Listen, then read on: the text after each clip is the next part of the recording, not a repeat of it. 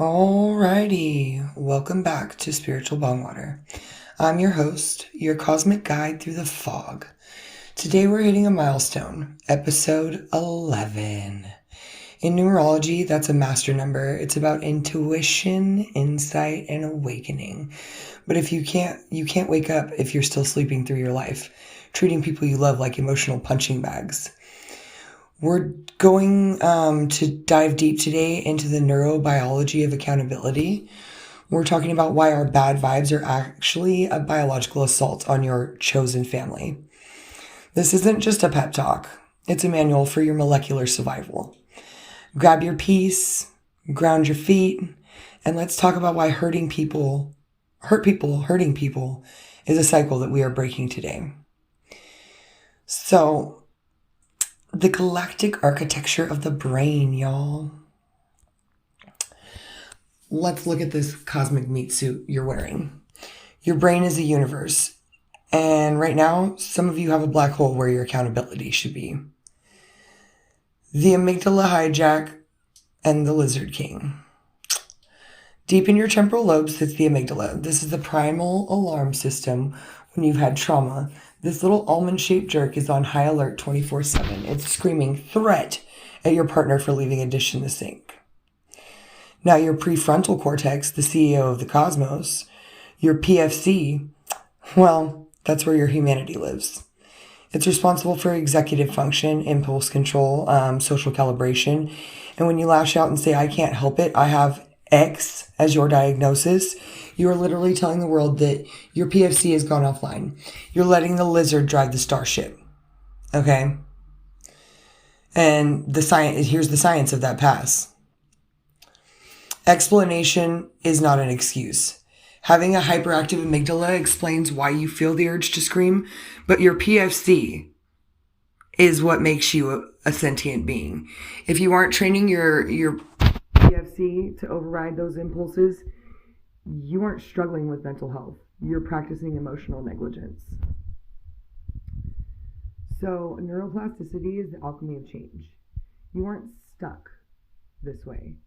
Through long-term practice, your brain strengthens the pathways you use the most.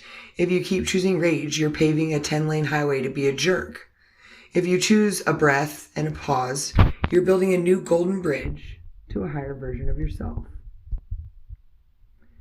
So we're going to talk about the biological warfare and the mirror neuron effect.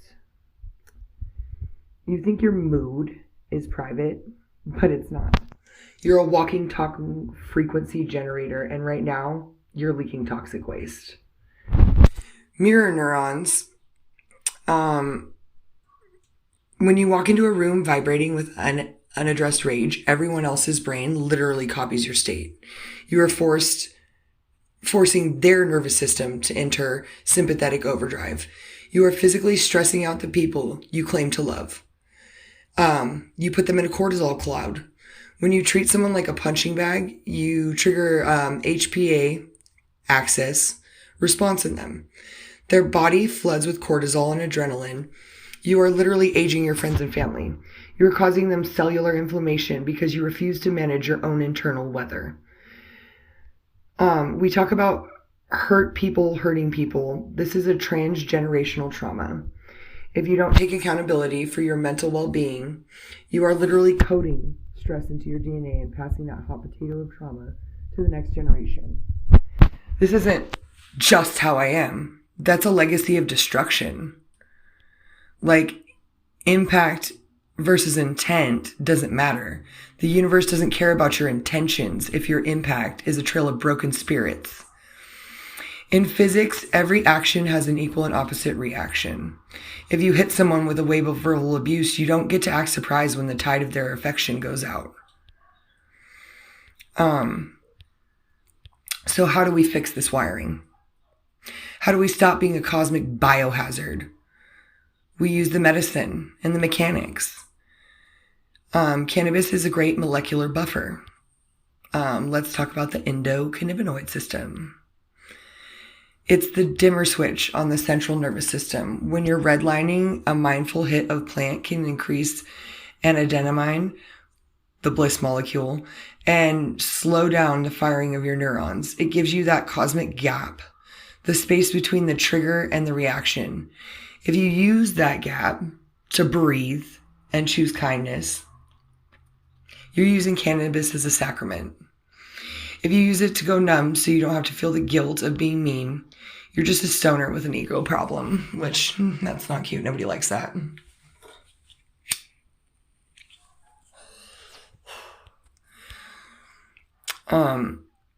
So grounding like an electron exchange can help with this. Put your feet in the dirt. Scientifically, earthing allows a transfer of free electrons from the earth into your body. It stabilizes your bioelectrical environment. You cannot be a stoner god or goddess if you're disconnected from the earth itself. When you're grounded, your parasympathetic nervous system, the rest and digest mode, takes over. You can't scream at someone when you're truly connected to the earth's frequency. So your vagus nerve is called the soul nerve. It runs from your brain to your gut. When you're about to punch someone emotionally, your vagus nerve is tight. Splash cold water in your face, hum a low frequency, or do a 4-7-8 breathing. Regulate your own meat suit before you ever try to address the situation. If you aren't level-headed, you aren't communicating, you're just projecting. So, the truth is, the blunt truth is, stop acting like your pain is more important than everyone else's peace. Your mental health journey is a reason for you to struggle, but it's never, I repeat, never an excuse for treating people like garbage. The anatomy of a real apology, I'm sorry you felt that way, is a cosmic insult. A real apology is, I failed to regulate my nervous system and I took my internal chaos out on you. That was a violation of our energetic bond. I am taking X steps to ensure I don't use you as my punching bag again. Being kind is free. It literally takes more metabolic energy to be a dick. It burns more glucose, it strains your heart, it rots your social circle. Being kind is the most effective, efficient, high vibe way to exist in this dimension. You are a divine being of light, but light cannot burn, can burn if it's not focused. Stop using your shadow side as a weapon. Take ownership of your own head. Take care of your own heart. And for the love of the great central sun, stop being a dick. Being kind is absolutely free. So start spending it like you're the richest person in the room. You know?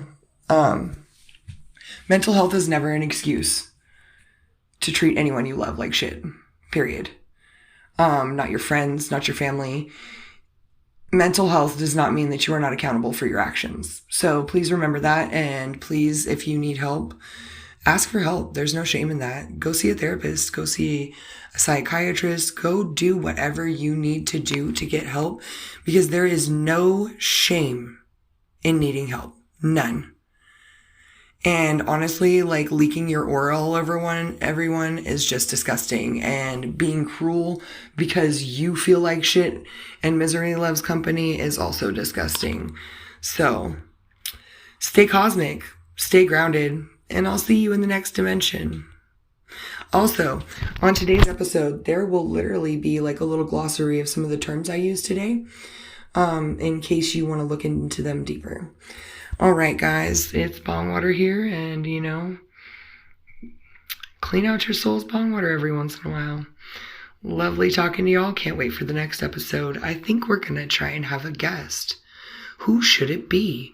Who should it be?